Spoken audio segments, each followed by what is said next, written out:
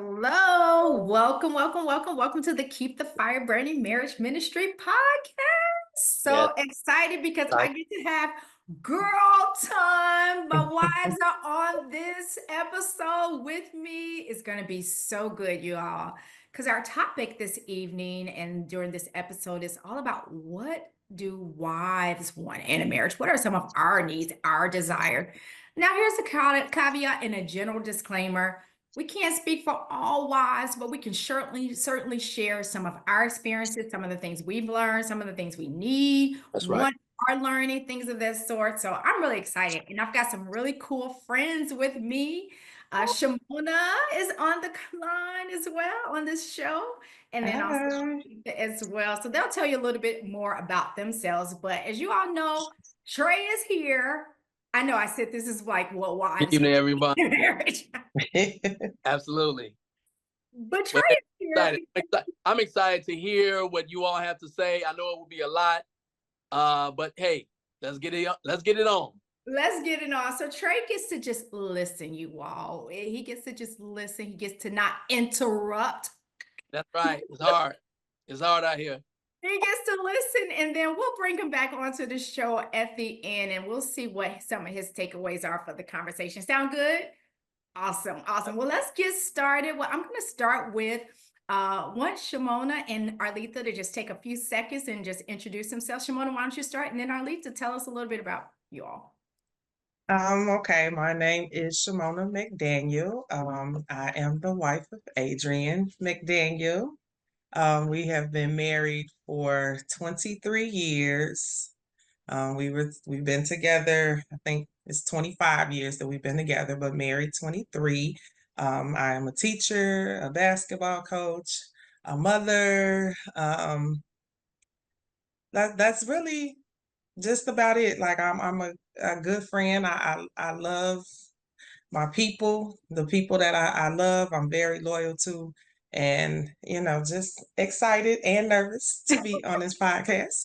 No reason to be nervous. So excited to have you and love learning a little bit more about you. 23 years. Oh my goodness. Wow. I can't believe it. Yes. Oh, I know you got some juicy stuff to share with us then.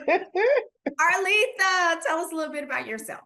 Hey everybody, I am Arletha Bolton Luster. I am the wife of Quentin Luster. He in the room watching sports highlights right now. And we like it because it's I have been married, it'll be November 22nd, 7th, it'll be 2 years. So yeah, so I got married older in life. Yeah, we were engaged 17 years ago and it didn't work out then, but we found our way back to each other and we're now married.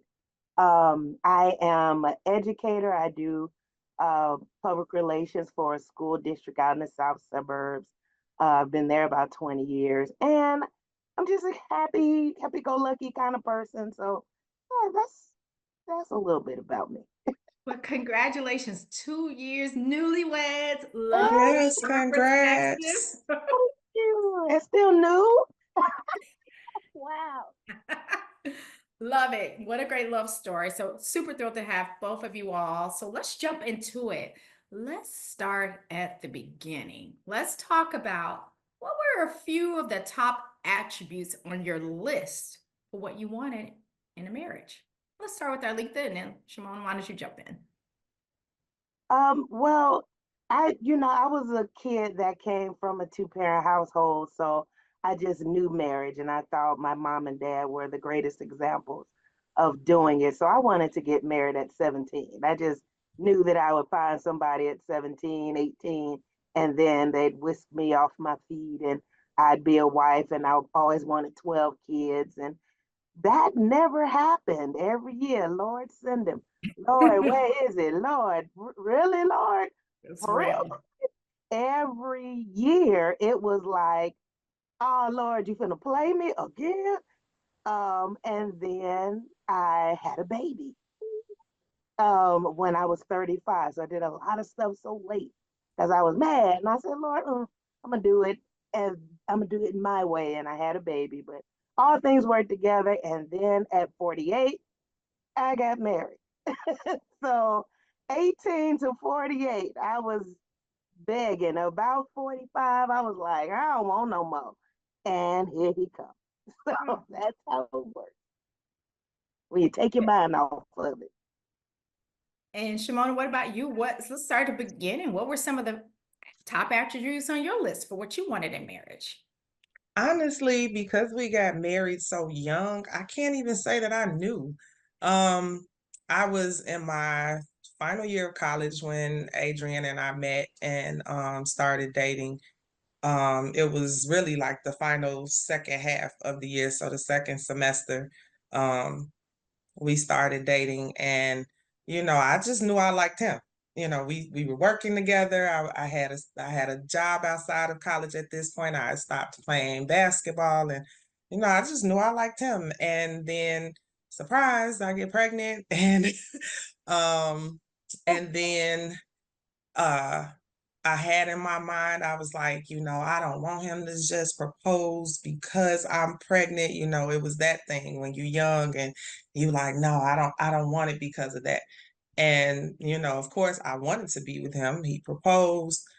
We got married, but I cannot truly say that I even knew what I wanted at that point in time in a husband, or what I wanted a marriage to look like.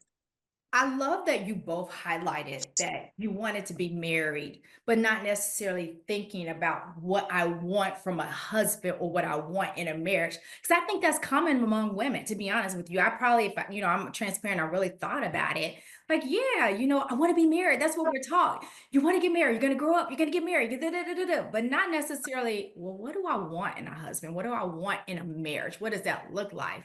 So fast forward now. You are married. You both are married. You now have entered into this covenant relationship. When and how did your perspective change on just wanting to be married to now what you want in a marriage? And what does that look like? And just jump in there, Oh, whoever would like to go well, first. I mean, at about 45, you really start knowing who you are, what you want. Mm. And it's kind of hard, but about 45 is when I start knowing who I was, what I wanted, what I didn't want, um, all of the things that kind of shaped me, kind of broke off of me, some of the negative things. So about 45, I know I can now determine, okay, I want this, I don't want this, I want this, I don't want this. So at that age, a little later in life, it's like I want somebody kind. I don't want, everybody say, I want a God fearing man. No, I want a God loving man. I don't want him just to fear God. I want him to love God like I love God, or in his way. And so all of those things kind of meant a little bit more to me. And now having a son, I want a man that would be able to help me raise my son. So that was important to me. So my whole thought process changed as an older new bride than it did thinking I would go through being a young bride. That's good. Good feedback. Shamona? I would say that probably because we grew up together, in a sense, like in our marriage, we became adults together. I think, I said we were married 23 years ago. So I was what, 24, 25, getting married, not really knowing what I'm doing, a mother trying to figure that part out. And I think that over the years, um, we've gone through good and bad, and we've kind of figured each other out. So, and like I said, grew together because we were, being young, you have this notion of what a husband should be, or what a wife maybe should be. Like I grew up in my grandparents' house. They were married for over 60 years. So I was blessed to see a loving marriage, but I didn't see all of the intricate details or things that went on because, one, I'm a kid, so I'm selfish. I have no idea what's going on. But two, um, my grandparents didn't believe in arguing in front of us. So I didn't see the issues, really. I didn't, and even talking to my grandmother now and looking back on some things that now as a grown woman, I can pick up on, and I'm like, oh, like that should have bothered you. And she was like, it did, but I didn't say anything in front of you because that wasn't right. Like that was between he and I. So I just think, at this point, we've like I said, grown up together. So we know each other. We know each other's likes, dislikes. And I don't have to say much for him to pick up on whether or not something's bothering me. So, we're at a good point, I would say. There's something to be said about learning on the job, right? Like figuring it out, kind of getting in Mm-hmm. and just having to figure out how we're Mm-hmm. gonna make it work, figure out who your spouse is and figuring out like as you're navigating life together, what you want. And Arletha, I love how you mentioned, as you've gotten older, you learn more about yourself. And that also helped to establish like more of who you are and now what I want, what my standards are, what I want in my mate too. I love that you articulated that. Now there's something out there and it starts with E, entertainment. Now I'm just curious, in the entertainment world with these love stories, the romantic fairy tales, the angels are singing, the lullabies. Oh, it's so beautiful and it's so perfect. You even, Shamona, gave us a little taste of like, some of our households we grew up in, we didn't see the arguing, we didn't see the disagreements, we didn't see how you work through that stuff together. Mm-hmm. Talk about that a little more. Did that present a false narrative on what it takes to maintain a marriage? Do you believe that romantic movies have contributed to your views or even now contribute to what women want from a husband? And is it realistic or not? Just give us some thoughts on that. Well, to me, I would say I think it does when you're younger. I think that seeing these movies and, even now, the social media, everyone is only posting these amazing trips and, these beautiful proposals and all of that. And what's funny is like everyday life is not like that. And you don't really get that, or I didn't get it until I was in the middle of it.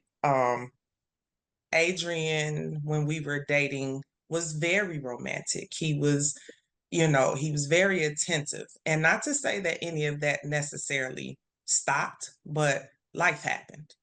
Like I said, we had a kid prior to getting married. We did everything backwards. We had the kid, bought the house, then got married. So everything was backwards.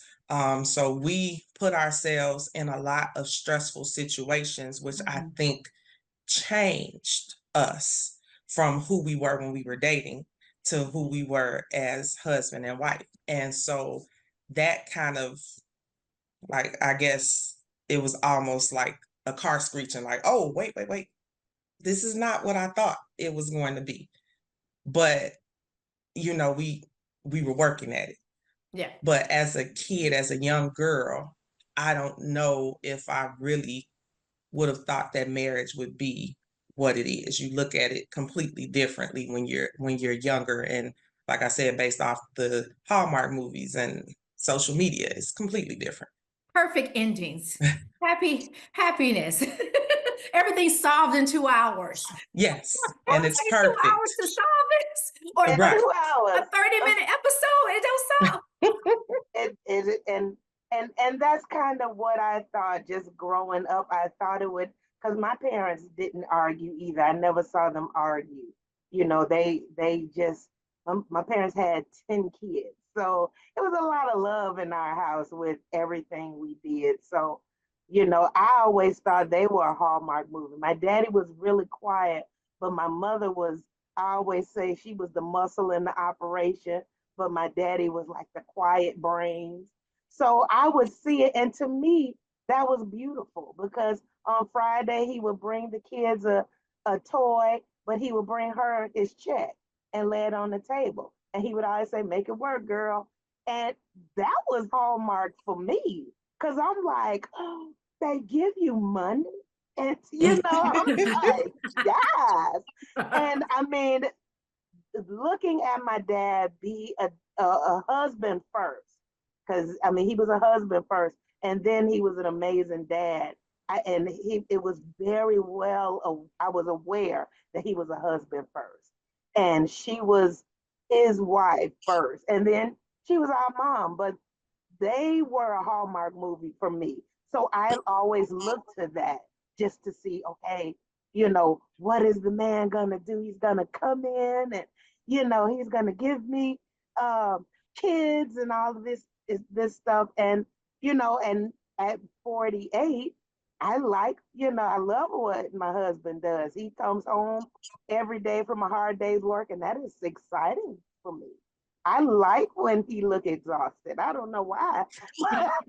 I mean, because it You're means sexy when you look exhausted, babe. it's sexy when you look exhausted, because it means that you came in, you worked hard for our family that day. That's the hallmark I saw. So, yeah, the flowers and the candy, I am not her like that, but you come in tired and say, babe, could you cook me a burger? I'd be like, that's sexy. I love it. I love your perspective too. I love that Mm-hmm. looking at this, like, because some women might look at it, you come home from a long day, da da da da, but you hit something on the nail, like he worked hard for our family today.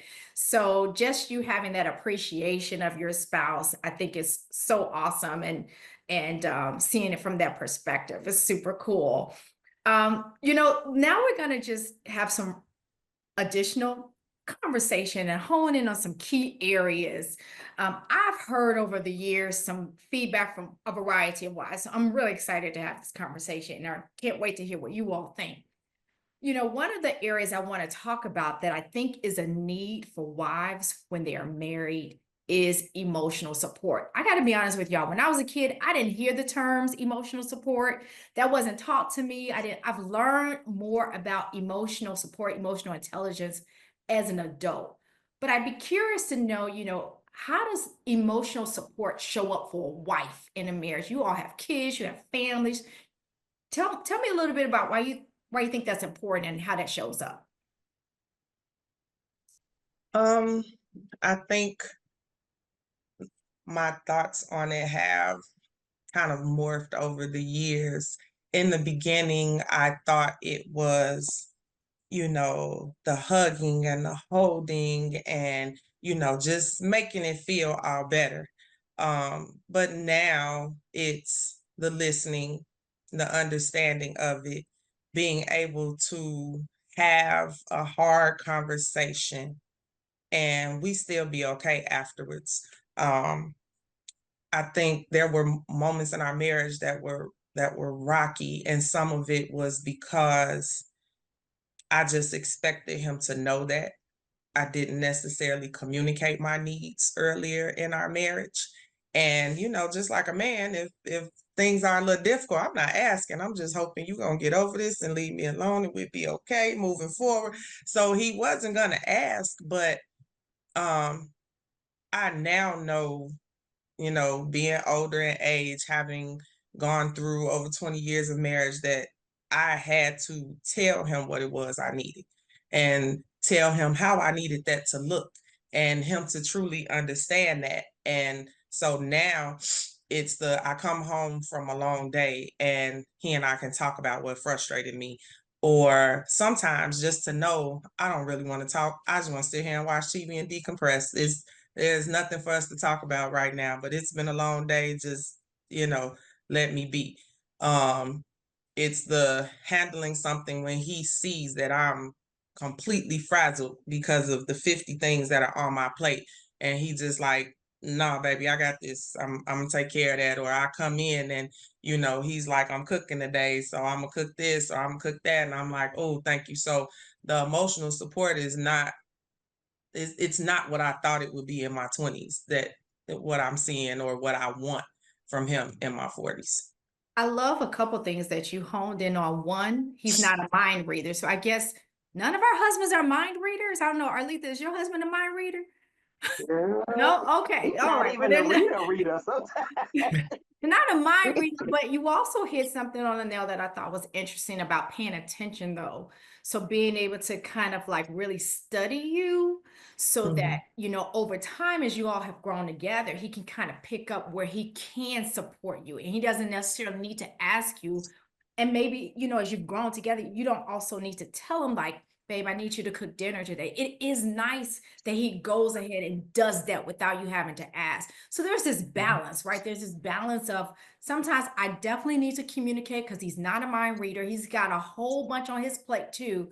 But then there's also like, but sometimes I do love it when just get it done or just help me. And I don't have to ask for help too. Did I Yeah, capture that correctly? absolutely. Yeah. Yep. Arletha, anything you want to add about emotional support? Well, just being a newlywed, trying to get that emotional support is still a learning in progress because he thinks differently. Like where I am, lay it all out on the table, he is not that at all. And sometimes it kind of disrupts my brain because I'm like, okay, so what do you think? And it's like, whatever you want. And I'm like, I need more than that. You got to get me off the hook. And so I'm always thinking, get me off the hook. If your words or your whatever will save me. And like you talked about too, touched on the love languages. And my love language is literally 50% word of affirmation. And then it goes down to 32% physical touch. His love language is quality time, physical touch, but words of affirmation is 3%. So if mine is high and his is low, he may not know how to do that, but I need it real bad. And so that's where our communication is is is the 2 years test of time. Our communication is really weird there because I need words of affirmation. I need, are you mad at me? No. Okay, what's going on? Nothing. Okay, why your face like that? So I need you to say words. But if you leave it like that, I feel like I'm on the hook and you just got me dangling like a fish. And I'm like, I gotta get out of here because I mean, I don't like feeling like I'm being left to dry. Because I'm like, I need these words to end the anxiety I have. And he is not giving them because he's like, what do you want? I want you. And so, Raj, I'm a playwright, so I have to write him a script because I need you to say these things because it will help get me off my mental ledge. Yes. And if I'm on a mental ledge and you don't want to get me off, you want me to jump, and I will jump. So I think understanding that we always hear growing up, treat people like you want to be treated. And treat people like you want to be treated and love languages are two totally different concepts. And in this marriage, it seems like he's on the treat me like I want to be treated, and I'm on the love language, and they're two different dialogues. Yeah. And so we are having difficulty with that conversation because we're speaking German and Swahili right now. And so it's just being at the 2 year, speaking these two different languages, we got to eventually find our language because I need words. He don't need them. He could care less about them. But then if I don't get the words, all my other stuff stops. Like, okay, you must be mad at me now. I done talked myself into the words you should have said. Here is the script. Follow the script, sir.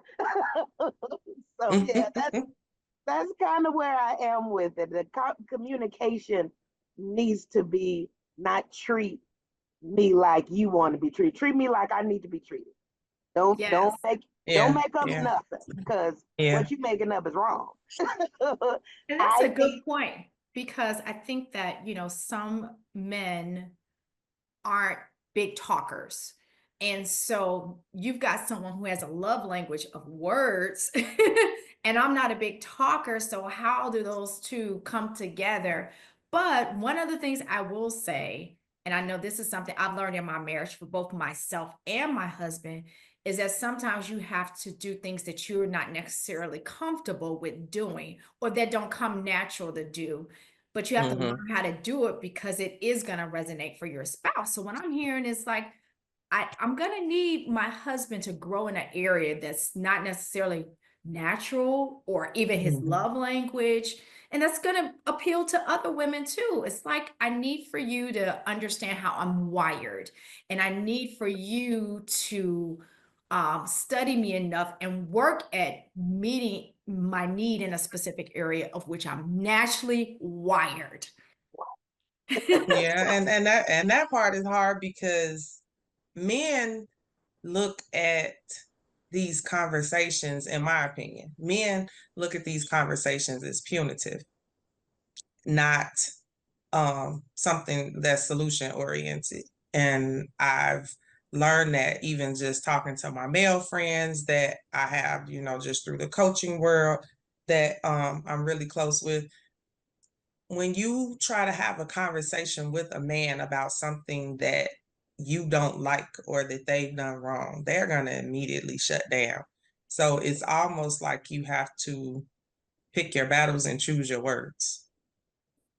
And the And timing that's of when to say it too, like how you say it, when you say it, and what you say, it all Hmm. matters, the timing. And I yeah, would say women that's get it, hard. it It is hard. is. That's It very is. hard.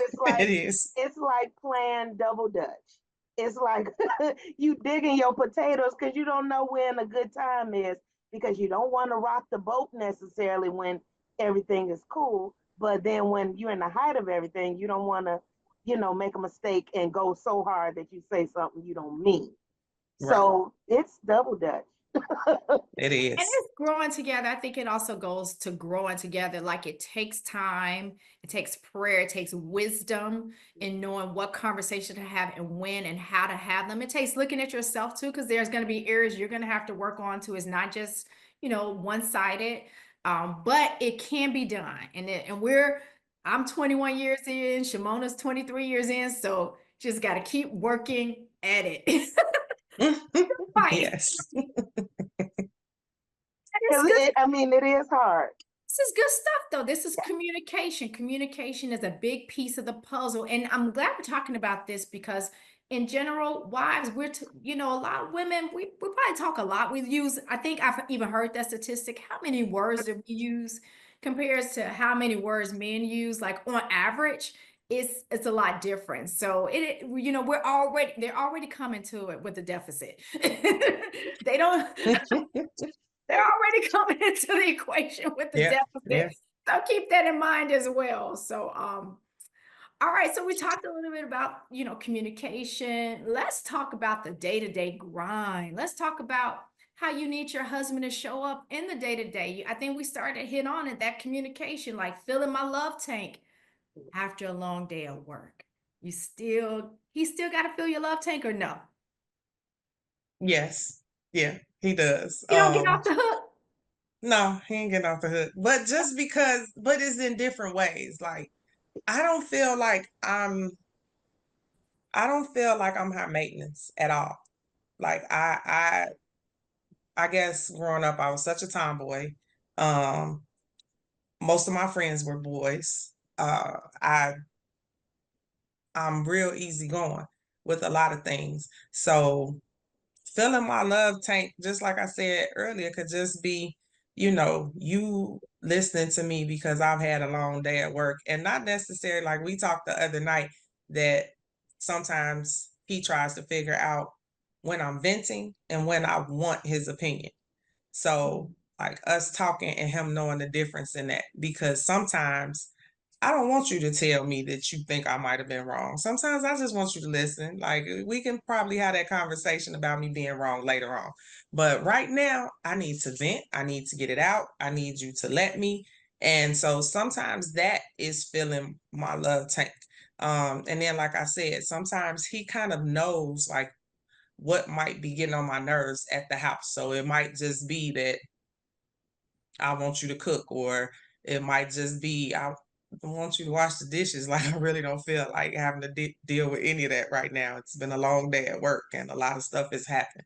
And sometimes it's just that. So figuring out my needs in the moment. And I know that that can be hard when you maybe, because just like you said, Arletha, I don't want to nitpick at something, and because he's had a long day too, he's had a hard day too. So I don't want to nitpick at something and then we end up into it, because then what was the point of it?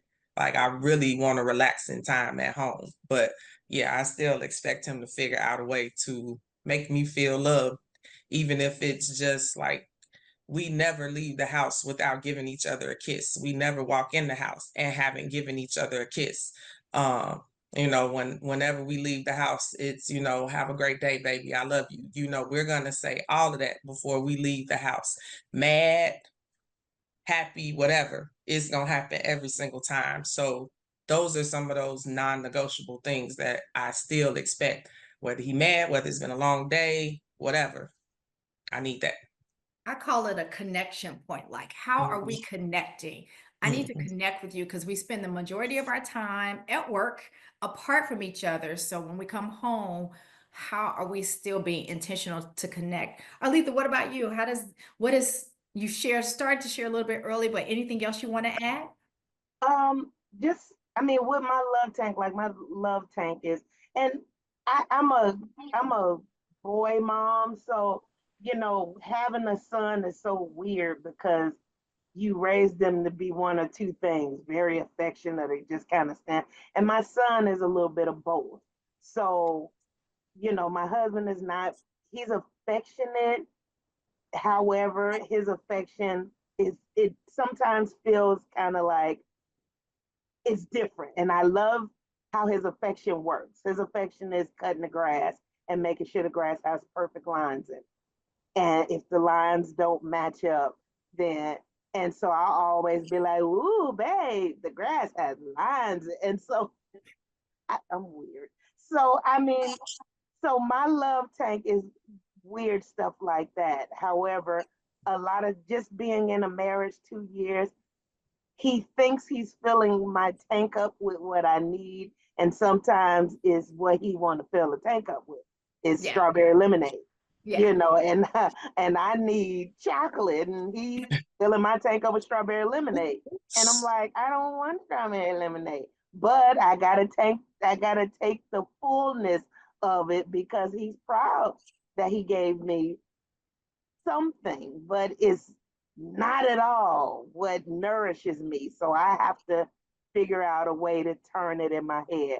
Okay, him cutting the grass, it could have been high and I could, be having a horrible neighborhood. I could be in a horrible neighborhood. So I'm like, I always have to structure the tank to make myself happy. And sometimes I get on my nerve though. I just want my tank to be filled with what I need it filled with. That's honest. Sometimes they get it right, And sometimes they don't. sometimes they That's don't. just the And, reality. That we are not dealing with Jesus, we uh, it's supposed to are be like dealing with it. a man. It's supposed to be God like They Jesus are like. not Jehovah Jireh, okay? Our provider. He's a provider, but not like that. But when they do get it right, it's like, yes, you got it right. And then sometimes we do have to be a little flexible. I don't want to say compromise your standards, but you gotta check your expectations. Like sometimes you just have to be realistic, like, okay, like, is he giving me his best? It's all about how you look at, like, is he doing his best? Like, is he giving me his best? And I definitely, even now, 21 years, I'm like, babe, this is what I want. You want this over here? No, I want this. I want this. You sure you want that? I want I this. want this. Right? If you ask me and I tell you, then that's what I want. Don't go and give me what you want me to have. I'm just saying. This shoe is too little. We want this? No. I Mm-hmm. don't want it. I want this. And I listen to my parents who have been married this year. I think it will be 46. Yeah, 46 years. And I still have them here. I listen to some of their conversations. And some of the things my mom may say, I won. My dad's like, well, you know, and it's like just hearing them bicker over something so small. And it's not getting Mm-hmm. big because it's 46 years in, but just the fact that they're still having that conversation. So, all to say, sometimes they get it right, sometimes they don't. But is he giving you your best? So, let's talk about spiritual support. I've heard from some wives that say their spouse doesn't want to pray with them or that they feel that they have to take the lead spiritually. What are your thoughts on this and just what you need spiritually from your spouse and how that shows up? I don't. Adrian actually takes the lead spiritually. He's more forward with that than I am. At a certain point, he was a deacon at a church, but I would say he learned and prays alone, but he will tell you, like, if I say, I want to pray, he's gonna, Johnny on the spot. He'll pray with me. Um, I would say um, he's further along in his spiritual walk than I would say that I am. Um, but he doesn't have a problem with teaching me what I don't know. Um, like I said, he'll pray, but he prays by himself. But he'll tell me, I pray for you and the girls every day. I pray for you and our family every day. Like I pray every night before I go to bed. You may not see me, but I do it. So I just know that he is covering us. I don't necessarily always see it. So that's where I guess it's a little different, but because I know him, I know it's happening. So it doesn't bother me as much, I guess I say. I'm kind of on that too because when we were first dating, my husband's always had an amazing spiritual life, and when we were first dating, he would pray all the time. We'd be on the phone, and he would say, "Hold on, I'm saying my prayers," and I'll be like, "Oh, okay," it was always like, "Ooh," and so I'm like, "You ever want to pray?" And we grew up both spiritual, both religious, we both saved, but my prayer life was a little stronger of it's the language of the prayer. Like he is real calm. Dear Lord, bless us all as we go about our day. And I'm a father in the name of Jesus. I'm going. That ain't him at all. But the beauty is, he does it and he will pray by himself a lot. When we got married, he had to move here. So I would say as his wife, I'm seeing that his prayer life kind of started waning a little bit because he had to deal with every facet of being somewhere he wasn't used to. And so it kind of, from what I'm seeing, the things he used to do all the time, reading his word, praying, or that kind of thing, it's kind of slowed down a little bit. So now I have to take the lead because, you know, he's not really happy in the Chicagoland area. And I can see it and I can see that it's making him very depressed a lot. So I have to take it now because I see he's down. Sometimes he's emotionally down. Sometimes, when I see him, I'm like, baby, you okay? And he was like, I just miss home, or I just miss such. And so now that I know he's down emotionally, I have to take that prayer life on for him. And sometimes it's a little difficult because I can go in. I'll start off, dear Lord, but then by the time I'm in there, I'm in there. And so he's like, okay, babe, I'm from AME Zion. You are non-denominational. so, so I'm like, if you ask, but one thing I love about him, when he does pray, I believe that God hears him. Like if he has to pray for me or, anything, man, God is so pure. And I always be like, I love when you pray. And I think that's our connection, but it is waned a little bit just because of him being in a new place. And, even though it's like, he's uprooted everything to come here with me, You know, it's like now he's not doing some of the same things. And I see him struggling, so I have to go to the throne for my boo. I have to stand in the gap for both of us, and I can do it. That's so good. You both brought out some really interesting points. And, Arletha, I just want to pull on, some of what you shared, because I love that, I love how you brought out the point that you all have different styles of a prayer life. Because sometimes we think it can only be one way, or it has to be the way that I do it. And I even had to check myself early on in our marriage, because Trey and I prayed differently. And he prays, but I'm like, but I love the sound of him pray, and I love to hear him pray. And I thank God that, he's a man of prayer, but we are different. We're different in how we carry out our individual relationship with Christ too. He has a style, he has a way that he does his relationship. I have a way that I do my relationship, and then we have our relationship together. So I love how you hit upon that, because I think that's important to it's okay to be different in that. It's just a blessing when you have a spouse who is saved and loves the Lord. But somebody once told me, like, you are not your spouse's Holy Ghost. So be careful that you don't try to operate in that space of like, I have to be my spouse's Holy Ghost or be on them in a certain capacity. Take on the posture of interceding for them and let the Lord work on them, because the Lord knows how to work on them much better.